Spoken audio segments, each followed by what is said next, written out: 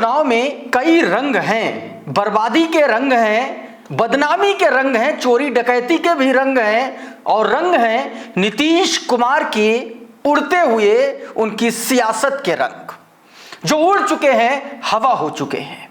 आज के इस वीडियो में मैं आपको बताने जा रहा हूं कि जब प्रदेश के मुख्यमंत्री को सुनने 1000 लोग भी ना पहुंचे तो आप समझ लीजिएगा कि इस व्यक्ति की हैसियत मुख्यमंत्री की रह नहीं जाती है, और ना भरोसा बचता है उस राज्य की आवाम के बीच में उस नेता का जो अपने आप को मुख्यमंत्री कहता है।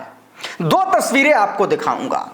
एक तस्वीर नीतीश कुमार की डूबती हुई नैया की, और दूसरी तस्वीर सत्ता, शासन, मशीनरी के अहंकार की, जिसने ना हेलीकॉप्टर उड़ने दिया, और जब रैली होने गई तो लाइट काट दी गई, फिर भी हौसलों की उम्मीद का दिया मोबाइल की फ्लैश लाइटों में आ गया, और उसके बाद तेजस्वी का भाषण, उसमें जो चला तो वो तस्वीरों में अभी मैं आपको दिखाऊंगा दोस्तों। लेकिन सबसे पहले आपको नीतीश कुमार की हार और हताशा की चिंगारती हुई तस्वीरों को दिखाता हूं। जरा ये वीडियो देखिए,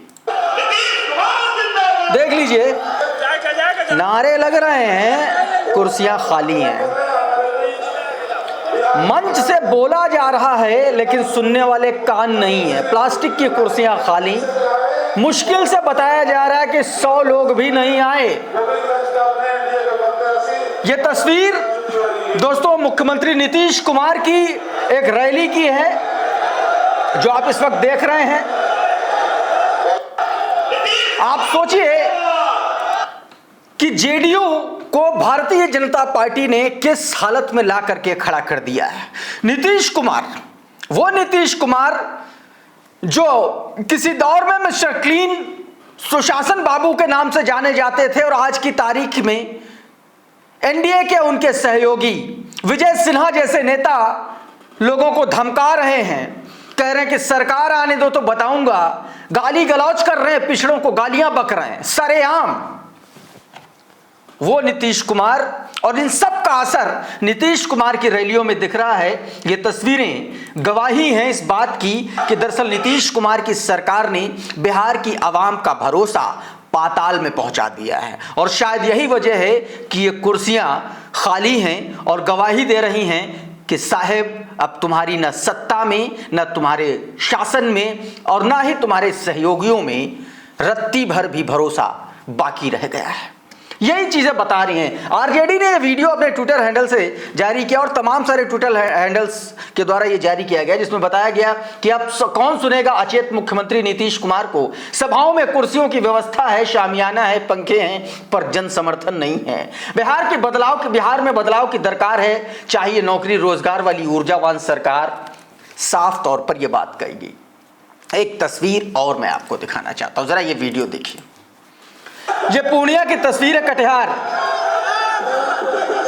देख रहे हैं। ये मोबाइल की फ्लैश लाइटें हैं क्योंकि सरकार ने, प्रशासन ने लाइट काट दी है। इससे पहले तेजस्वी यादव की जब सभा होनी थी तो हेलीकॉप्टर को लैंड करने की इजाजत नहीं मिली, और उसके बाद जब तेजस्वी यादव सड़क मार्ग से पहुंचे तो वहां लाइट काट दी गई, और उसके बाद जब भाषण शुरू हुआ तो उत्साह देखिए, देख लीजिए जरा।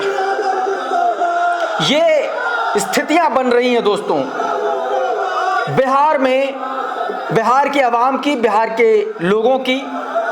2 तस्वीरें मैंने आपको दिखाई, एक तस्वीर ये और दूसरी तस्वीर इससे पहले। अब इन दोनों तस्वीरों का आप तुलनात्मक अध्ययन करेंगे तो आपको समझ में आएगा कि दरअसल पहले चरण में क्या हुआ और दूसरे चरण में क्या होने जा रहा है। ये तस्वीरें इसी बात की तस्दीक करती हैं, गवाही देती हैं दोस्तों। लेकिन पहले चरण में क्या हुआ ये सबने देखा, सबने जाना। मैंने आपको वीडियो की शुरुआत में बिहार चुनाव के रंगों की बात की थी। दरअसल रंग हमेशा अच्छा लगे ये जरूरी नहीं है। जब रंग बेईमानी का हो तो बुरा लगता है, क्योंकि वो देश के लोकतंत्र में एक तरीके से उसको कमजोर कर रहा होता। जरा ये तस्वीर देखिए, इनको आप जानते होंगे, ये मोदी सरकार में सांसद हैं, और सांसद महोदया पहली तस्वीर में एक हाथ में स्याही दिखा रही है, दूसरी तस्वीर में दूसरे हाथ में स्याही दिखा रही है। अब दो बातें हो सकती हैं, या तो चुनाव आयोग की वो वाली स्याही शांभवी चौधरी के घर में रखी गई है, और या फिर घर वाले जो हैं वो बूथ एजेंट बना दिए गए हैं पोलिंग बूथ पर जो वोट करवा रहे हैं। यह तभी संभव है जब एक सांसद को 2 वोट डलवा दिए जाए। यह स्याही लगने का मतलब है दोनों हाथों में कि आपने एक नहीं 2 वोट डाले हैं। और लोकतंत्र में जब एक वोट की व्यवस्था है और ऐसे में जब दोनों उंगलियों पर स्याही लगी हो तो दरअसल वो स्याही नहीं है, वो लोकतंत्र की हत्या का खून है जो सूख कर काला हो चुका है।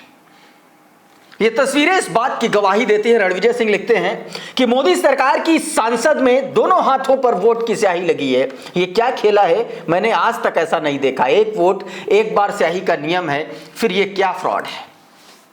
कंचना यादव लिख रही हैं, ये तो अलग ही स्तर का फ्रॉड चल रहा है। ये एलजेपी की सांसद शांभवी चौधरी हैं, दोनों हाथों पर स्याही लगी हुई, मतलब इन्होंने 2 बार वोट किया। जब ये बात सामने आ गई तो इनके पिता अशोक चौधरी इन्हें आंखों से इशारे करके संकेत कर रहे हैं, चुनाव आयोग ये सब कैसे हो रहा है, इसकी जांच कौन करेगा। ये बात कही गई। फ्रॉड और फ्रॉड का जो बदरंग चेहरा है वो सिर्फ शांभवी चौधरी की उंगली पर नहीं है, मनोज मिश्रा जो भारतीय जनता पार्टी का पदाधिकारी है उसके चेहरे पर भी है। अब जरा ये तस्वीर देखिए, ये मनोज मिश्रा है, इसने बिहार में वोट डाला है। नड्डा जी को ऐसे प्रणाम कर रहा है, इसका बहुत सीधा सीधा मतलब है दरी बिछाने वाला कार्यकर्ता इतना तो है भी नहीं। तो क्या ये कॉन्ट्रैक्ट वाला है क्या, जो चुनाव जिताने की सुपारी लेता है, चुनाव हराने की सुपारी लेता है विपक्षियों को भारतीय जनता पार्टी की तरफ से। क्या भारतीय जनता पार्टी ने ऐसे पॉलिटिकल सुपारी किलर अंदर ही अंदर अपने सिस्टम में तैयार कर लिए हैं जो किसी राज्य में चुनाव होने पर वो उस राज्य की तरफ खदेड़ दिए जाते हैं कि जाइए और इतने लाख को भेजा है, इतने वोट करके आइए। क्या यह स्थिति बन रही है? क्या यह सारी साठगांठ एक पूरा सिस्टमैटिक तरीके से चल रहा है जिसको परमिशन चुनाव आयोग देता है, हाँकती है भाजपा और वोट डलवाता है प्रशासन? क्या ये वो तस्वीरें हैं दोस्तों? क्योंकि सुरेंद्र राजपूत जो बात लिख रहे हैं उससे यह बात सही बैठती है। ट्वीट देखिए जरा सुरेंद्र राजपूत का। लिख रहे हैं कि सारे के सारे गोरख धंधे भाजपा वाले ही कर रहे हैं, पहले दिल्ली, अब बिहार और इसके बाद पश्चिम बंगाल। ये बीजेपी दिल्ली के उत्तरी पूर्व जिले के पूर्वांचल मोर्चा के जिला उपाध्यक्ष मनोज मिश्रा हैं। इनका ईपीआईसी नंबर और आईडी बताई गई है कि ये फला फला है, और ये नंबर, ये आईडी उत्तर पूर्वी दिल्ली में रजिस्टर्ड है, लेकिन इन्होंने बिहार में भी वोट किया है। और इस तरीके की तस्वीरें मैंने आपको कल से आज तक कम से कम दर्जन भर दिखाई हैं। अब एक तस्वीर और दिखाता हूं, एक तस्वीर जो नेता जमीन पर मेहनत करता है, एक तस्वीर जो जनता के लिए दौड़ लगाता है। लेकिन क्या हो, जब आका ही बिका हुआ हो तो आप दौड़ लगा लीजिए, चाहे दंडवत हो जाइए, चाहे लेट जाइए, आपका कुछ नहीं हो सकता। लेकिन एक तस्वीर दिखानी जरूरी है, जरा ये वीडियो आप देखिए पहले। नाश्ता ले जा रहा है। ये धान के खेत में जो भागता हुआ शख्स है, ये पूर्णिया कस्बा विधानसभा क्षेत्र से कांग्रेस के प्रत्याशी हैं इरफान आलम। जब कार्यकर्ताओं ने खाने का इंतजाम किया तो इरफान आलम ने खुद भूखे रहकर खेत में धान बुआई कर रहे किसान भाइयों को खाना खिलाया। ये पोस्टमैन के बेटे हैं इरफान आलम और बिहार के सबसे गरीब प्रत्याशी हैं जिनको कांग्रेस ने टिकट दिया है। ये जो तस्वीरें आप देख रहे हैं ये वही है। पहले चरण का चुनाव हो गया, मतदान हो गया, और इस चरण के मतदान के बाद तमाम सारे वो मीडिया प्लेटफॉर्म भी नंगे हो गए जो अपने आप को न्यूट्रल बताते हैं। मैं बात लल्लन टॉप की कर रहा हूं। मतदान होने तक वैसी रिपोर्ट नहीं, और जैसे वोट पड़ा उन इलाकों की कच्चे चिट्ठे सामने लाने लगे लल्लन टॉप के पत्रकार। अब जरा ये तस्वीर देखिए, ये लल्लन टॉप की खबर है। दरभंगा पहुंची लल्लन टॉप की टीम, और ये कब पहुंची? जब दरभंगा में वोटिंग हो गई, और उसके बाद लल्लन टॉप की टीम को ये नजर आया कि दरभंगा में स्वास्थ्य व्यवस्थाओं की हालत खराब है। वोटिंग से पहले इनको नजर में नहीं आया।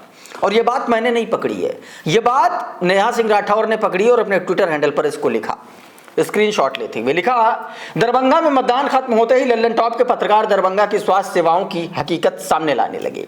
वोट डाल चुकी जनता मतदान के बाद आई इस रिपोर्ट का क्या करे। इसे कहते हैं स्मार्ट गोदी पत्रकारिता। सरकारी नमक का हक भी अदा हो गया और जनता को भी ठग लिया। अब एक और तस्वीर आपको दिखाता हूं। एक तस्वीर मैंने दिखाई नीतीश कुमार की रैली की, जहां पर लोग नहीं, और एक तस्वीर अब मैं आपको दिखाता हूं कि जब लोगों का नेता मंच पर नहीं आए, देरी से आए, तो किस तरीके से जनता पागल हो उठती है। भयानक भीड़, ये जरा तस्वीर देखिए, ये भीड़ देखिए। कांग्रेस के नेता राज्यसभा सांसद इमरान प्रतापगढ़ी आने वाले थे और पहुंचे नहीं इमरान प्रतापगढ़ी, और उसके बाद ये भीड़ जो है बेकाबू हो गई, कुर्सियां तोड़ने लगी, बांस बल्ली उखाड़ने लगी। उसके बाद पुलिस ने मौके पर पहुंच करके मामला शांत कराया, लेकिन कुर्सियों की हालत देख लीजिए, ये देख लीजिए आप, जबरदस्त तरीके से यहां पर लोग आक्रोशित हो गए क्योंकि इमरान प्रतापगढ़ी रैली में नहीं पहुंच पाए। पहले चरण का मतदान हो चुका है। प्रधानमंत्री नरेंद्र मोदी ने आज एक स्पीच थी, एक नया गेम शुरू कर दिया मोदी सरकार ने, आपको पता है कि नहीं। बिहार चुनाव के बीच में वंदे मातरम का फुल वर्जन लॉन्च किया है। बिहार चुनाव के बीच में उन इलाकों में जहां पर अभी चुनाव नहीं हुआ है, और ख़ास तौर पर वो ऐसे इलाके जहां पर मुस्लिम मतदाताओं की अच्छी खासी तादाद है, और इस बीच वंदे मातरम का लेटेस्ट वर्जन लॉन्च करना गोदी मीडिया के हिसाब से मोदी सरकार का मास्टर स्ट्रोक है। तमाम सारे लोग इसको पोलराइजेशन के लिए एक नया हथकंडा मानते हैं। और इस मौके पर प्रधानमंत्री नरेंद्र मोदी ने क्या कहा वो मैं आपको सुनवाऊं, लेकिन उसकी पॉलिटिक्स आप समझ लीजिए। सिर्फ आपको पता है कि इस देश में भारतीय जनता पार्टी की जब सरकार 2014 में बनी, तो वो जो चुनिंदा हिंदू मुस्लिम के मुद्दे थे उसमें से एक वंदे मातरम भी था। मुसलमान वंदे मातरम नहीं गाते, उनके अपने रिलीजियस बातें हैं, नहीं गाते हैं, और भारतीय जनता पार्टी इस मुद्दे पर उनको सर्टिफिकेट देती है। और बीच चुनाव में फिर से यह मुद्दा गर्म होने को है, क्योंकि प्रधानमंत्री नरेंद्र मोदी ने स्पीच दी है, सुन लीजिए जरा। साथियों, वंदे मातरम से जुड़ा एक और विषय है जिसकी चर्चा करना उतना ही आवश्यक है। आजादी की लड़ाई में वंदे मातरम की भावना ने पूरे राष्ट्र को प्रकाशित किया था, लेकिन दुर्भाग्य से 1937 में वंदे मातरम के महत्वपूर्ण पदों को उसकी आत्मा के एक हिस्से को अलग कर दिया गया था।